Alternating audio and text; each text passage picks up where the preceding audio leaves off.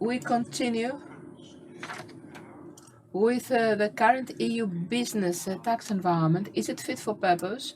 And we have the joy to have with us Madam Katerina Savvaidou, who holds the seat of Jean Monnet, the chair of Jean Monnet in the EU Tax Policy Administration. Good morning. I'm glad to be again together.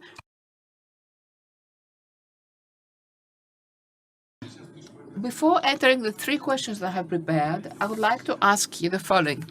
Due to the fact that you hold the Jean Monnet chair, you have definitely a better idea of the evolution of tax issues in the European Union. How do you view this evolution?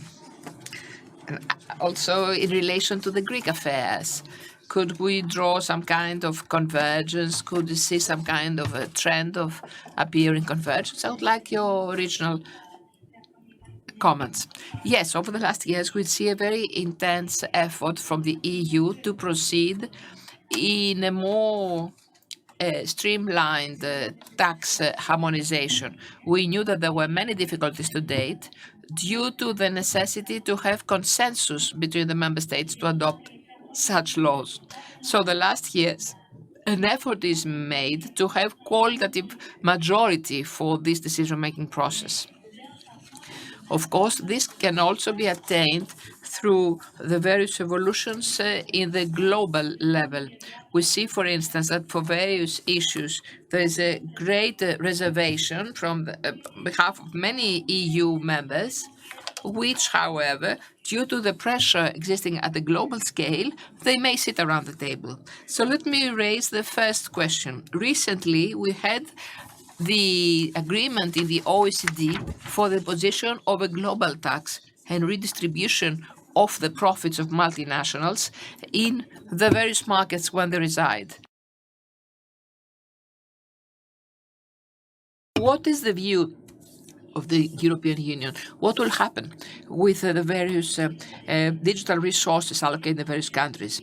Indeed, we saw in October this very important taxation streamlining, and we see that this changes the overall global rules of distribution of rights between the countries at the global scale. We have two pillars. We have a redistribution of taxation rights vis-à-vis the jurisdiction of the market. That is where the multinational is active, where they might have resources and activity but have no physical presence. And on the other hand, with regard to the imposition of a minimum corporate tax, so as to deal with issues of global tax evasion. What we must understand is that these new rules will be enforced since from 2023, so there's no immediate implementation. The basic things, however, is that for their effective implementation, specific activities are needed, both at global and European Union level. Therefore, OECD should definitely draft a new multilateral instrument that will have to be ratified by the various member states, but also establish brand new rules for the imposition of this taxation. In the European Union, the positive step with regard to what you asked me in the beginning on the harmonization and the steps made in the European Union. So the positive step was that any objections or reservations of the various member states were have succumbed, and therefore we open the way for the adoption of this new tax regime in the European Union.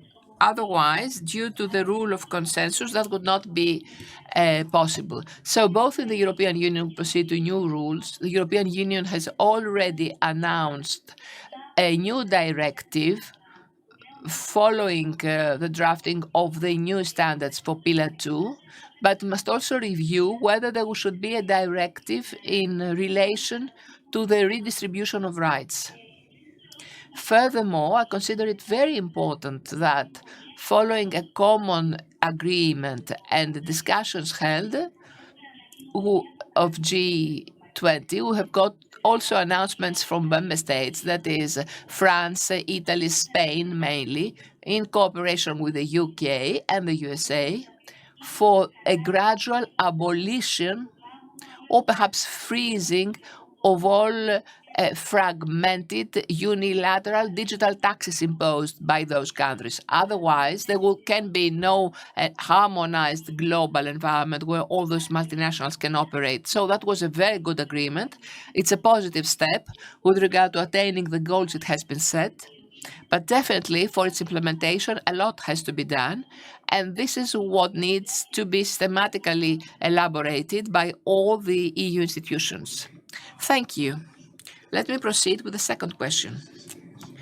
In continuation of the adoption by the European Union of the directives 8AD1 and 8AD2 for dealing with tax evasion, have new initiatives been undertaken towards the same goal?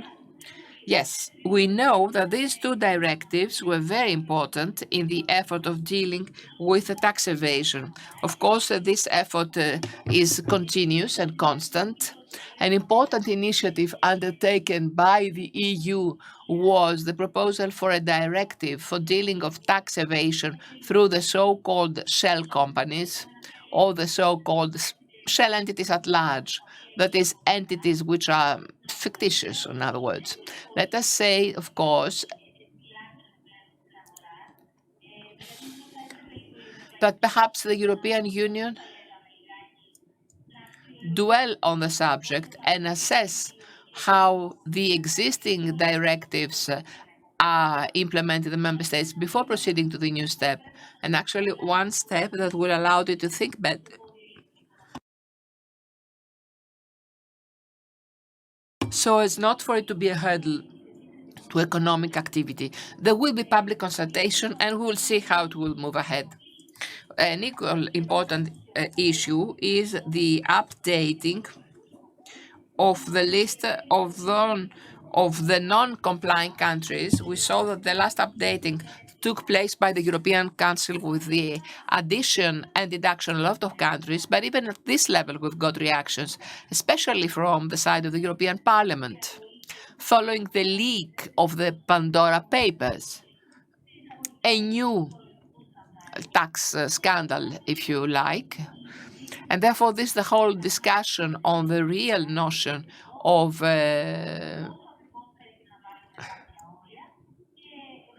shell companies and how we can set the criteria for this European Union list. What is important, but it's just the beginning, we've just seen some statements by the European Commission, is the intention to submit within 2023 a new tax regime for companies, which is known as BEFIT. This is important because it radically changes a lot of the rules of operation of companies and tax upon their competitiveness in a new environment. But of course, it also helps in dealing with any aggressive practices, takeover practices, or the effort to reduce tax burden. Anyway, to cut a long story short, it is important that in the program of European Commission for 2022, dealing and facing the issue of tax evasion is at the center. Both what we said on the agreement beforehand, the new global tax reform and the necessity for the existence of a new directive, but I also see other thoughts, such as the publication of a new directive and announcement of the effective tax rates in the European Union, which of course will be connected to Pillar 2. So tax evasion still is at the center of commitments and the political agenda of the European Union, but rests to be seen how the implementation will be affected in the member states. Of course, the relative directives have been integrated by most member states, but have already started having various, from the European Union, various surveys and warning letters and vis-à-vis the non-appropriate integration in the European Union. So we have all that is of concern in the next year. So let's move to the third question. Would you expect that this new directive would start from the USA, from the Biden administration, Madam Yellen? How come the European Union didn't make the first step? We were surprised, positively surprised. That's why I mentioned beforehand. In the joint announcement of the European Union countries, the UK and the USA, we see there the necessity identified to proceed in the abolition of the unilateral digital taxes, which will indeed lead to the effective implementation of the agreement. Third and last question. We saw some days ago in Glasgow the summit of the UN on climate change, the COP26, which aimed at discussing policy proposals on the climate. What was the reaction of the European Union in this effort, and what specific activities have already been affected or will be affected for the implementation of the European Green Deal?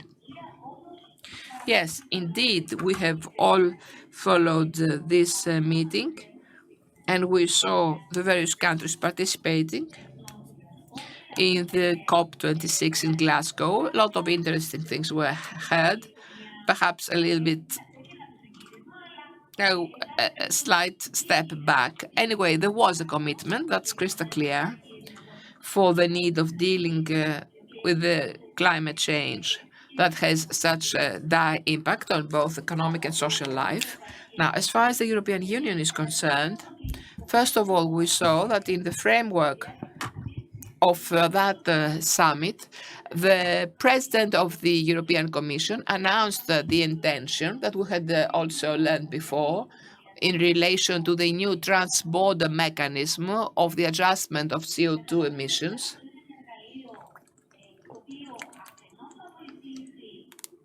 This is a tool which, on one hand, will help in dealing with climate change, but on the other hand, will also help in balancing competition between the EU members and the other countries outside the European Union.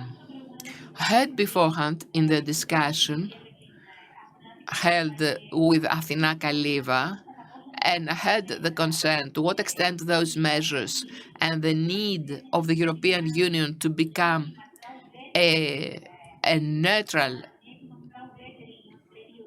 area vis-à-vis the climate, whether that will affect the competitiveness of the European companies. Yes, there is such concern, but this is precisely what this mechanism tries to face through the issuance of those credit certificates of CO2 emissions, and therefore offset the terms of competition amongst the EU countries and third countries, which are already under a European regime on emissions. Therefore, this is an instrument that will help the competitiveness of European companies so as to strike a compromise between the need to protect the environment and maintenance of the height of investments in the European Union. Now, with regard to the specific summit, we saw that certain conclusions were drawn from the European Union. What was greatly stressed was the need to have respect of the Green Agreement, the Green Deal. We know that the European Union will reduce the CO2 emissions. But I believe that beyond the commitments, political commitments, it's important to see certain actions in practice. And for the time being, what the European Union mentions is they will try to put all climate policies and all those related, therefore, with tax policy, both in the branch of its macroeconomic policy and its fiscal policies. What does this entail? Setting this carbon mechanism as an own resource of the EU, it increases the budget of the EU, helps in sustaining activities for the environment, but also increases its revenues so as to deal with other issues such as investments and development. This is something that I consider most important. I believe that the other subjects have already been tackled upon. Quite important is the proposal for the review of the directive on the energy. We know that, generally speaking, both the change of the tax rates is envisaged, as well as the tax base, so as to attain the goals related with energy and climate change. So we definitely have seen good intentions in the European Union, but of course it has to be seen what will be the final result and how all this will eventually contribute in attaining the goal of dealing with environmental protection. It is true, if you like, my personal thought is that we see an acceleration of certain taxation evolutions in the European Union over the last 2 years. And we all corroborate in that, don't we? And more is to follow. Yes, definitely. We have very intensive action in the European Union. The union was not created neither as a fiscal union nor as a tax union. It was purely economic and monetary union. We know that the harmonization process has been extremely difficult. There was a legal basis for such a tax harmonization in indirect taxation. As far as direct taxation is concerned, we never expected, they never even fathomed to have common rules. So from the difficulty of adopting directives that took 20 years of discussions and negotiations, we see now decisions made very quickly. And this is quite intense of the last 2 years. I believe, however, it is also the result of all the other developments. There's great pressure. I think the acceleration was very important due to the economic crisis of 2008. Certain issues had to be faced. There was pressure from NGOs for the increase of revenues in order to deal with the aggressive planning. So de facto, such initiatives had to be taken by the European Union. And I believe that things have been accelerated furthermore due to the pandemic. Due to the need to have a common action at European level. We already saw it at fiscal level with the laxing of fiscal rules that allowed member states to make a series of measures, including tax ones, in order to deal with the impact of the crisis. So this whole combination, financial crisis, the pandemic, problems, energy problems that we experienced the last months, they all operate as a leverage, if you like, and as a driving force for new initiatives to be taken and lobbying towards national government so as to consent and not be as reserved as they used to be to date. I would like to warmly thank you for the participation in the 17th Tax Forum. Anyway, you know it very well, had contributed on multiple occasions. Wish every success in the work of the Monnet chair, and it was a great joy to see you in vivo in next events. Thank you, Elias. I thank you all. It's a great joy to be with you in these forums, and I greet all the participants who follow this forum either in physical presence or through the internet. Thank you.